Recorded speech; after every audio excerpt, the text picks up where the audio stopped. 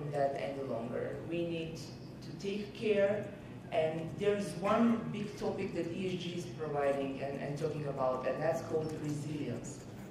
If we want to be resilient as environment, as people, as companies, we have to be more into sustainability. Okay, so if I put my imagination to work, I understand how you do something about water, how chemical guys are doing something about their waste, or telco guys are making sure where they put the base station. But when I start thinking about banks and ESG, that's where imagination doesn't work really properly. So what is ESG for the bankers? Well, first of all, let me say it's very nice to be here with you. Thank you for having me. And for our audience, I'm the reason why this panel is in English. So thank you very much for your patience around that. Sustainability in a bank is everything that Katarina already said. But it's also the realization that the standard financial measures of a company or of a business don't give us sufficient way of understanding the opportunities and risks of the business. So if we want to understand over time what the risks of a certain business are, and also what opportunities lie ahead, whether we are a bank or whether in that business, we have to look at what impact the changing environment has on that business, and also what impact that business has on its environment. Whether that environment is the natural environment or the social environment, from this perspective, doesn't matter. It's the fundamental understanding that no business works in a vacuum. We understand the financial goings-on in a business, but we also need to realize that as the environment changes and as we do our business, there's an interaction with the social environment, with the natural environment. And banks are trying to understand these interactions. Once we understand them, we can monetize and measure them, and then we can start pricing them. The reason we want to price them is to better understand their impact.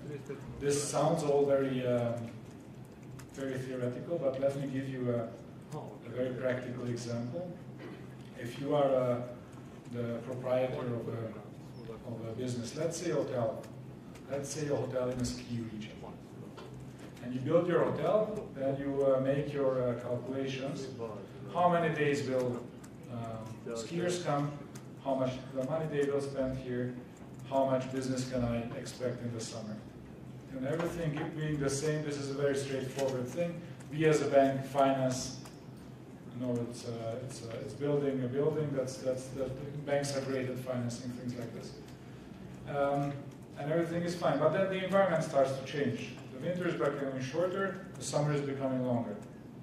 So the business itself changes. This is how the changing environment has an impact on the business. We need to understand that, to understand the risks in the business and also to understand the opportunities. Because maybe this is a place where instead of skiing, congress tourism or summer recreational vacation can have a bigger part. So if we understand this better, we can finance this better. We can give better services to our clients. I think this is a very important part of sustainability. It's less talked about. It's not about saving the world as a whole. It's about giving a better service to our clients and also ensuring a more sustainable way of running a bank. This is, in my understanding, our understanding of sustainability in financial services. Yeah, when you put it in those terms and you put it down to the level of customers, actually sounds pretty easy to understand. Thanks for that. I was lucky in the last decade or so to cross paths with them in several boards or some other places where we are sitting together, and all these topics somehow comes as a very large things that, at least in Serbia, we talk about them because they were pushed up on us. And one guy who was always different and it felt that his heart is in it, is there, and he really felt that we should do something about it. I think that he did a sizable influence in the entire business community about it. But so for you, the same question. So you guys in telco, what you can do about ESG, but also for you, how important is that the top guy in the company really cares about this topic? Thank you, and thank you very much, for this huge interest. I was not expecting at this time of day, to have all of you. So we have a full room, which is great, and for this important topic, which is gaining momentum.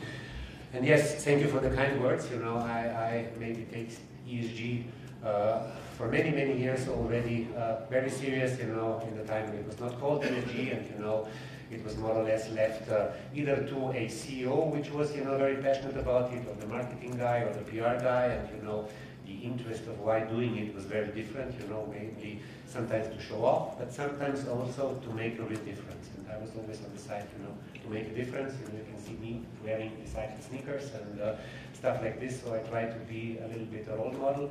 But for me, all of that ESG stuff is really about running the business the right way. For a long time it was understood, okay, running good business, making money, happy shareholders, and their happy employees and happy customers and all of that. But it's really about how you run the business, in a right, and really a wide segment of way, from an ethical way, to a, let's say, also responsible way. And I think ESG has put very much and very good together all those components, starting, of course, which we know from the environment, from the social sphere, from the governance, and it is the good thing about it's really being now, I think, enforced upon management. So it's not anymore a nice to have. For example, in our company, and I think in all of our companies, we have it in our yearly goals. We have our bonuses linked to it.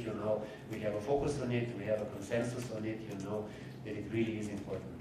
And for us in telco, of course, we have a huge contribution in terms of particularly electricity. All of our base stations, our servers, all of that, of course. And we have learned over the last couple of years really to run our business very, very different, than we have been doing before. Just one example, before we put up the base stations, everybody put up his own base station, and we have these clusters of base stations together. We started cooperating now, we start sharing infrastructure, but especially we start with artificial intelligence, monitoring behavior of our customers. And before, we have a base station, full power, full electricity, 24 hours, keep the customer happy, give them as much bandwidth as they can have. Now we are smartly monitoring that, and closing sectors, running down electricity, at night, monitoring here in Kopaonik when there are many people, okay, switching on a little bit more, when there are a few people switching on a little bit less. And we, of course, compromise with quality in a way. But I think that's the way of doing the business responsibly. So that's just an example, and probably I can speak about more what we do as telco later. Sure, thanks. Again, we can change a view, because now we have Darko as a CFO. And the same question for you. So your industry is, pretty important in terms of being resilient and sustainable for us as a society, in the sense of how you do your business is very much influencing our environment. But okay, what is ESG in chemical industry? Plus also how, as a CFO, it influences your thinking and maybe decision making. Yeah, thank you. Good evening, everyone. We have realized that in past 5 years we did a lot on ESG field. But first time we put it all on one place was last year when we did our first sustainability report. And in that report we mentioned all our projects in E, S, and G domain. And there is a lot that we have done and not even realizing importance of the topic. So in terms of E, for example, I will speak a little bit more direct regarding the company that I represent, Elixir Group. We are chemical industry, and for understanding it is important to say that we are doing with chemicals, and we are using huge volumes of energy, for example. So 5 years ago we have entered a project in order to switch our fossil fuels consumption to make some alternative for these fuels and to go to the wastes.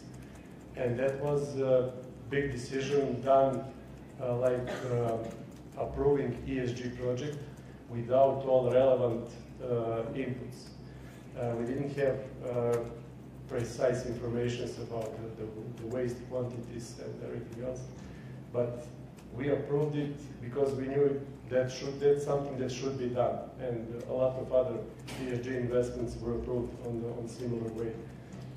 When entering the waste market, we have seen that there are not all wastes are waste to energy. Some of the wastes are waste to resources, and that developed a totally new sector within the company, which is called circular economy. And maybe just for clarification, to understand how we adopted ESG in our strategy, we should maybe go to the history, because 65 years ago, heart of Elixir currently is Elixir Krakow, and that factory was established 65 years ago from RTV Bor to use their byproducts of sulfuric acid and to produce something out of it, to make some new value. So that was the first example of circular economy at that age. So chemical industry, in fact, is a good example of circular economy. It can be very, very good in these E terms. And just to mention this social part, which is also very important. And today we see that this S is really sustainability in our terms, because we work a lot with local community. We help all the schools and all the projects on local level. But also we are building, for example, a residential area for our employees. We are making a new block of a residential area in Negotin, because for us it's important to make a better place for living, to upgrade the quality of living, and to, you know, in short term, when we talk about financials, it is not something that has return on investment, because we will not earn anything on this project.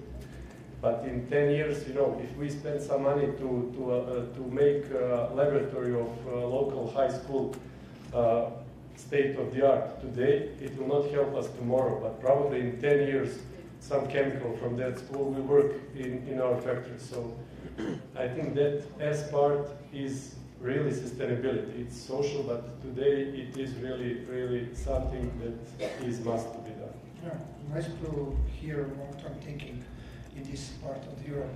But when we're talking about this part of Europe, somehow last 150 years, not much was expected from us in the sense of being a good guys. Usually is other way around. But when I listen to you talking about ESG, and actually what you do about ESG, sounds like you really are doing a lot of things about it. And how would you judge our region, where we are compared to efforts of the rest of the continent? So there, I'll ask you first, because you somehow cover Southeast Europe maybe the most. Yeah, well, basically, of course, it's that, you know, we have really looked at, you know, firstly, where we can have the biggest impact, you know, of course, which is energy, electricity, and so on. So we, of course, looked at ways what we can do, and you can do different things in different countries. In Serbia, it was first a little bit hard to buy green energy, since, you know, it's not fully available. For example, in Slovenia, we are already almost 100%, you know, buying green energy. So, of course, in Austria, here it's a little bit more difficult. We made first steps, and, you know, we are doing well, but still room to do. So we decided, let's produce our own energy. So we have installed on a whole lot of our base stations now already more than 6,000 solar panels. So we produce about 5% of all of our electricity. Still not a lot, but it's a small step, you know, our own.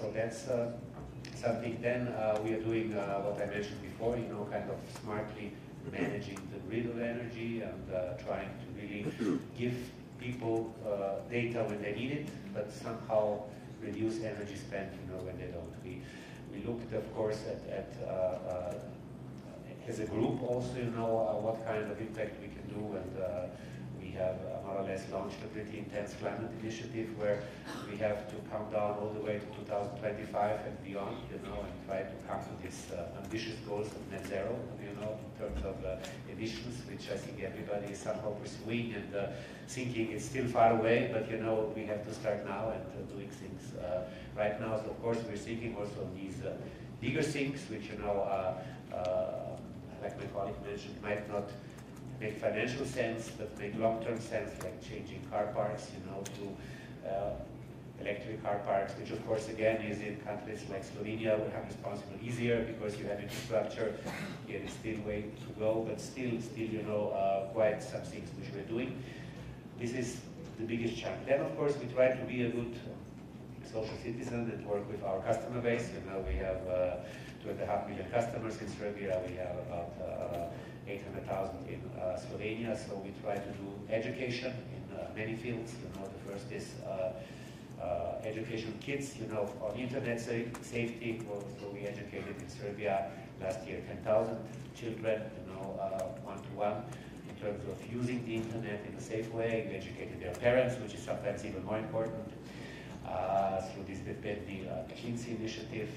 And we do a lot in terms of cybersecurity, which I believe we are at the heart of that, and our responsibility is to somehow protect our customers in terms of that. So these are just a couple of things we do in terms of which make sense, mostly in Serbia, but also in some of our other operations. Thanks. Mr. Gerli, OTP is present in pretty much every Balkan country, and very often you are top 3, top 5, so you have a reach to the customers very broadly. So how do you judge the efforts of the region, your customers, your corporate customers, and how much you can drive their decision making and influence them? Yes, so OTP is present in 12 countries, but most of our business is in the Balkan region. And in a lot of markets, like here in Serbia, we are number one, so we are a substantial part of the local economy. And being a universal bank, we have to, as you say, look at the whole playing field and see what's relevant here in this region. Even though there are a lot of local differences, like energy markets being liberalized or not, and interconnectedness of networks and all this, the fundamental truth in the region are easy to translate from one country to another. What we see is that there are a lot of opportunities and a lot of interest in sustainability, a lot of opportunities also in financing sustainable projects, but the majority of actual tangible available projects of you know what we can really do, where we can really help our clients finance their transition, help ourselves also in making that financing, is in 3 areas. It's energy, it's buildings, and transportation. Energy, building, transportation. That's where 80% of the money will be spent up till 2050. That's true for Serbia, that's true for Bulgaria, that's true for Croatia, it's true for Hungary, it's for the whole region. If we were in Africa or Southeast Asia, it may be different, but here, it's these 3. 80% of the money will be spent here, 80% of the emission reduction or the actual impact comes from here, whether directly or indirectly. Just to give you an idea what I mean by energy, building, and transportation, 33% of the primary energy demand of these countries on average is used to heat and cool residential buildings. So building insulation in itself is a huge topic that needs to be financed, and you know I can go on and on with these examples. So from this perspective, the discussions we have with our clients when we talk about you know what would be from their perspective an interesting thing to do, especially if they don't have a sustainability reported or don't have anything formulated, is we always tell them, let's look at your business, let's see where the risks and opportunities are, and then let's try to prioritize. Every business that is working in this region will have something to do in buildings and energy and transportation. And in some of the countries where renewable energy is not readily available, and maybe direct energy production through solar panels is not relevant for the business. Maybe they start with the building part, with the way they consume energy. Or maybe they start with transportation. If we talk to our clients in the municipal segment, for example, a lot of the times we start talking about community transportation projects, electrifying the public transportation system, things like this. There's always something that is relevant right now. It's not necessarily the same everywhere. To give you one good and one bad example, buying an electric car for personal use, buying an electric car in any of the countries where we are is very expensive. It's environmentally not necessarily sustainable. It's economically definitely not sustainable because it's just so much more expensive than having a normal car. Spend that same amount on insulating the building you live in or changing the heater in your house or in your office, and you have a much better economic and much better environmental impact. And by the way, and I think this is a cornerstone of everything we do, there is no environmental sustainability without economic sustainability. They go hand in hand. As long as it doesn't make economic sense, it will never make environmental sense. That's the whole idea behind it. Otherwise, it's just CSR. And CSR is important, as is PR, as is talking about it. But economics will only start changing if it makes sense, and if it makes sense to consume less energy, if it makes sense to do transportation in a different way, and so on. That's true, but hard. So we'll ask more about it. So how do you stand in Tikvash with peers? I mean, obviously you need to do some catching up with the competition, and can you do it while thinking about ESG? Well, now it's interesting. We are just publishing the first ESG report this year, and the key thing here is that we are not obliged to, okay? So the wineries, and especially here in the region, and we are not that big company, everybody knows about Tikvash, and here in the region, of course, it's well known, but wineries especially not obliged to get involved into the ESG, but we want to show our shareholders that we care. Because, you know, wineries in global terms make only 0.15% of the total CO2 emissions. So, you know, should not be priority anyway. But the industry is considered to be natural. Vineyards are considered to be natural, to be environmental. So basically, if you think on future, if you think on EU markets, if you think how to help future generations who are more environmental conscious than the older generations, basically, then you have to dive in. And now just to give you some more precise examples, if we move out from the electricity, from the renewable sources, because there is huge economical liability why we are doing this, we started working on the vineyards. We started producing organically. Lepovo, domain Lepovo is fully organically produced and vinified. We even go a step further with wild fermentation. We use all the waste we have after the harvest time, you know, after the fermentation. All the pomace we have, we're taking to special biocentral, making energy and compost. And compost is type of organic fertilizer which are getting back to the vineyards. So this is part of the circular economy that you also mentioned. In the past, our grandparents used to do this. They use everything twice. You remember this milk which was sold in soft bags. So then our grandmothers were using these bags for throwing garbage. It's type of the circular economy. It's how you use the things till the end. And that's how we are paying attention to this in Tikvash. We also take care about education. We are helping to the municipality. Now we are working to establish concave mirrors, you know, to provide some kind of thermal energy back to the municipality. So being a winery in the region, being the first to publish ESG report, I think speaks a lot, and it's a huge effort. So switching back to chemical industry, and Europe is heavy duty in this, all economy. How do you compare? So how you compare to the peers?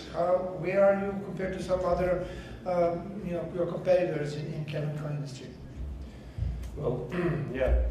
Well, we are the company that exports 70% of our products. So we export to 85 countries all over the world, from Argentina to New Zealand, everywhere. So actually, we don't have any competition here in the region for let's say for production of phosphoric acid and some premium fertilizers.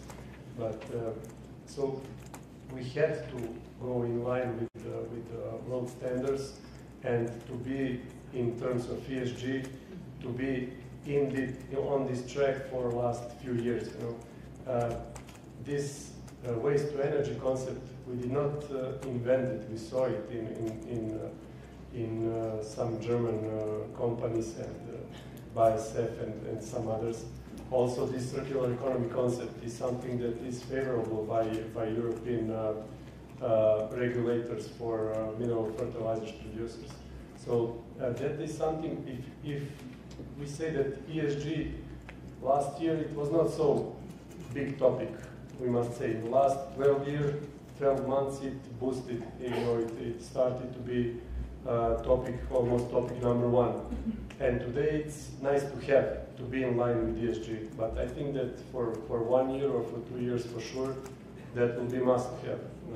Because in terms of, for example, banks, if we get today a loan with the 5 or 10 bips, if we finance some ESG project, that is some benefit from it.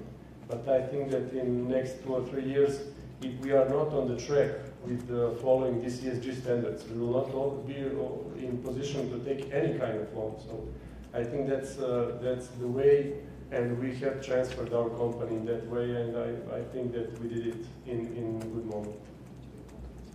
I'll ask you for the last question. One thing that it's a top of everybody's mind when they talk about ESG. ESG somehow seems to be a problem of the first world. Even though, as you said, unless we treat the entire world as somebody who should be environmentally sustainable, we don't get the effect. You said that, Mr. Kudini, that unless it's really economical, it's not for real and it's not sustainable. But yet somehow it feels sometimes that, it's something that is being pushed by the guys who are already having it good to the guys who need to grow, and in that growth do not do the right things. And even though most likely everybody will agree with you that the environment should be preserved and kept, a lot of other things should be done. Poverty should be eradicated, education should be available to everyone. Well, we know it's not. So, in thinking about that, ESG could be something that, rich Europeans want to take care of, while some other guys just want to have heating and hot water.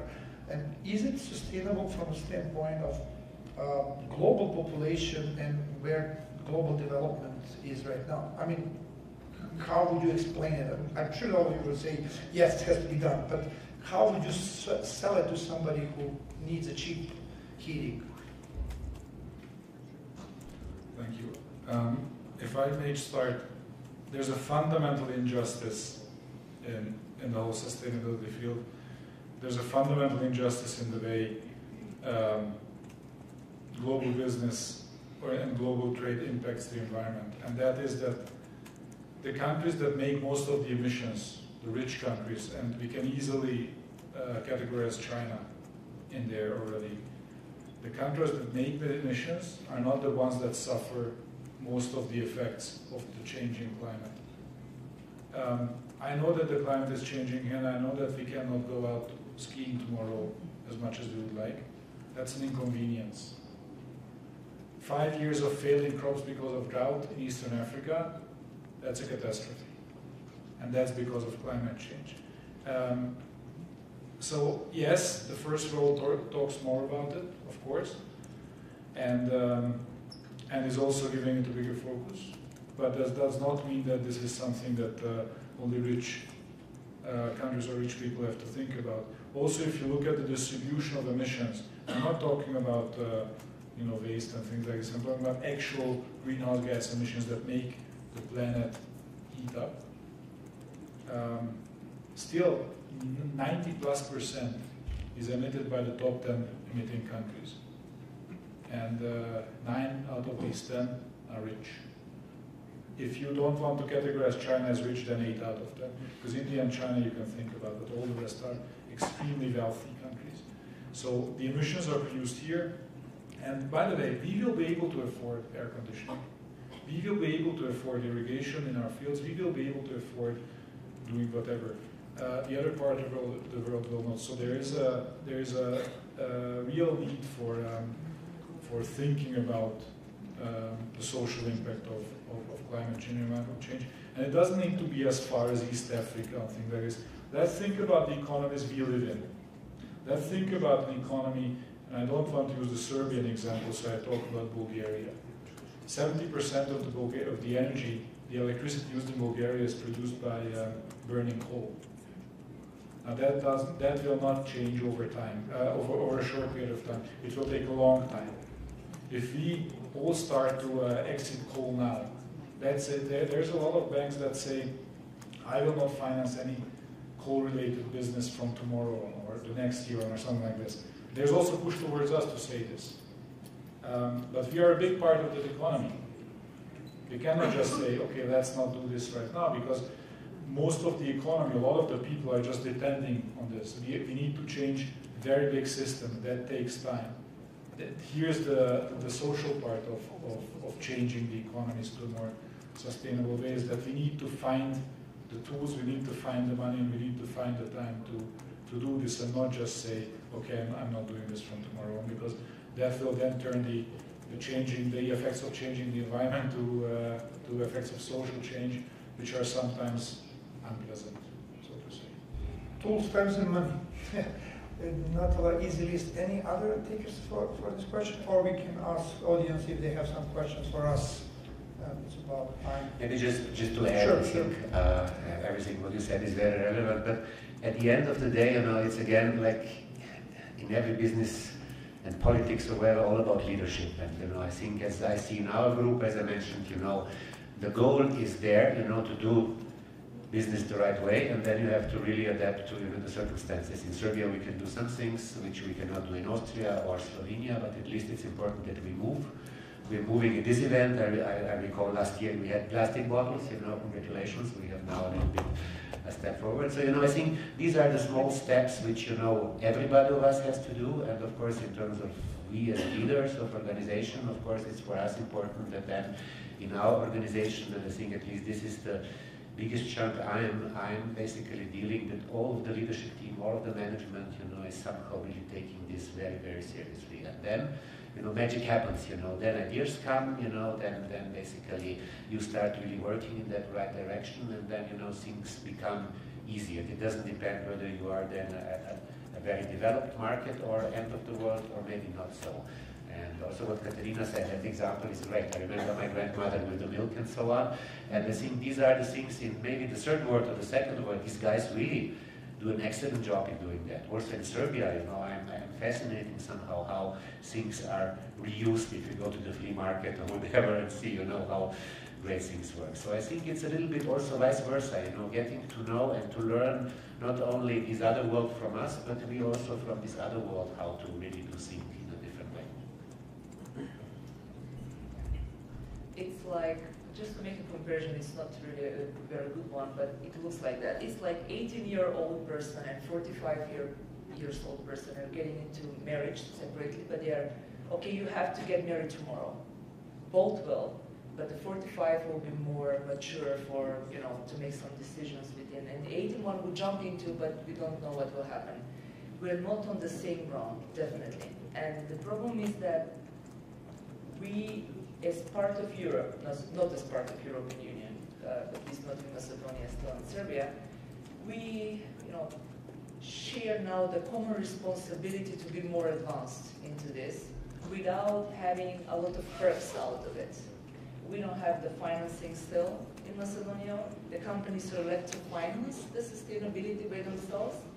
It's very hard still, the banks are saying, yes, we will, but from 2026. So we have to align, we have to get sustainability officers within the structures and so on. But the thing is, we can't wait. We can't wait because tomorrow we can't get any loans, that's for sure. If we want to buy more vineyards tomorrow, if we want to go to the bank, they will ask for this character. So yeah, we have to jump in. Sure. Do we have any questions?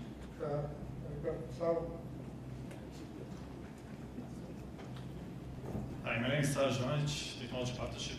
Question is for Mr. Turk.